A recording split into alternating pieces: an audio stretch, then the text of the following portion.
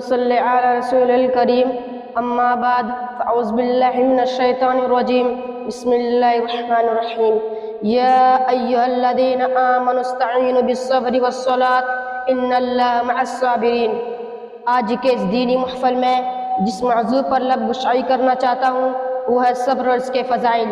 صبر کے معنی باندھنے، روکنے، جھیلنے، برداشت کرنے کے ہے، اور صبر کا مطلب یہ ہے کہ راحت و مصیبت ہر دو حالت خوشی خوشی عطا فرماداری کی جائے، کہ دنیا میں جتنے مصائب مشکلات پیش آنے جھیلا جائے، جلد بازی گھبراہٹ سے کام نہ لینا صبر ہے، غصے کو اپنے قابو میں رکھنا صبر ہے، اللہ کی رضا اور دین کی قومت کے لیے بڑی سے بڑی قربانی دینا وغیرہ بھی صبر ہے۔ میرے ساتھیوں، قرآن و حدیث میں صبر کی بڑی فضیلت آئی ہے، جیسے کہ ایک مقام پر اللہ رب العالمین فرماتا ہے یا ایھا الذین آمنوا استعینوا بالصبر والصلاۃ ان اللہ مع الصابرین۔ اے ایمان والو، صبر اور نماز سے مدد حاصل کرو، بے شک اللہ تعالیٰ صبر کرنے والوں کے ساتھ ہے۔ نیز فرمایا وجزاهم بما صبروا جنۃ حریرا، اور ان کا بدلہ ان کے صبر کرنے کی وجہ سے جنت ہے، اور یشمی لباس۔ اسی طرح صبر کی فضیلت کے بارے میں اسی حدیث بھی آئی ہے، جیسے کہ ایک حدیث میں آپ صلی اللہ علیہ وسلم نے روشنی کی تعمیر کیا، الصبر ضیاء، صبر روشنی ہے۔ انبیاء کرام علیہم السلام کی زندگی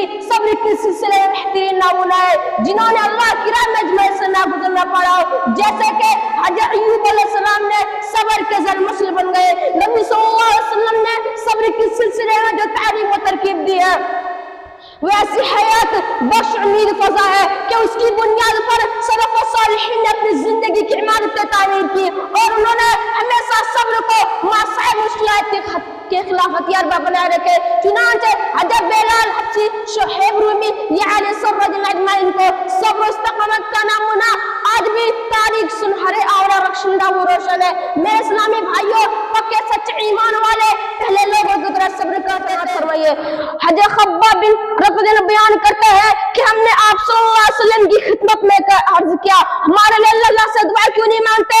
تو ہم نے فرمایا تم سے پہلے امتوں کے لیے گلا کھودا دیا جاتا، پھر انہیں اس میں ڈالا دیا جاتا، پھر ان کے سر پر آرا رکھ کر دو ٹکڑے کر دیے جاتے، پھر بھی اپنا ایمان ان کے گوشت میں دھسا کر ان کی ہڈی اور فردوں پر پھینک جاتے، پھر وہ اپنا ایمان نہ چھوڑتے۔ اسی طرح حضرت امام بن حنبل رحمۃ اللہ علیہ خلیفہ مسلم ناقائل ہونے کی وجہ سے قید خانہ میں ڈال دیا گیا اور ناقابل برداشت سزا ہے دی، پھر بھی صبر استقامت کے چٹان میں بنے رہے۔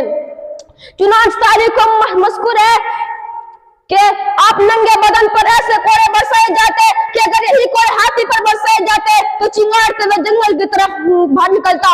یہ تھا مسئلہ کو صبر کا معیار، انہوں نے اپنی زندگی صبر و تحمیل میں بسر کر دی، لیکن اس پر ہمارا حال یہ ہے کہ ذرا اس تکلیف معاشی یا پریشانی لاحق ہو جاتی ہے۔